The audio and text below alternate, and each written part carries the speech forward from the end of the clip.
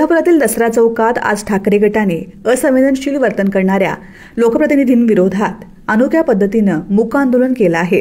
या आंदोलनात लोकशाहीच्या मूल्यांची थट्टा करणाऱ्या नेत्यांना चांगला चिमटा काढण्यात आला।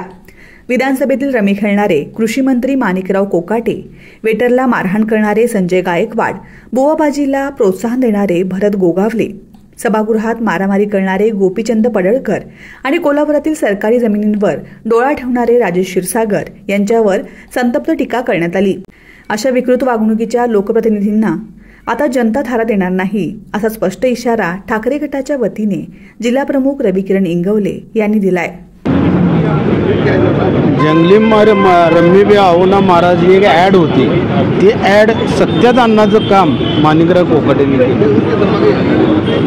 संजय गायकवाडांनी अक्षरशः कहर केला, एका गरीबाला मारहाण केली। ती मारहाण करू नये या मताचा मी आहे। जर यांच्या धमक असेल तर यांनी ताज हॉटेलच्या मालकाबरोबर करावं, ओबेर हॉटेलच्या मालकाबरोबर करावं किंवा मुंब्रामध्ये जाऊन करावं। यांच्या धमक ते आहे का? तर नाही।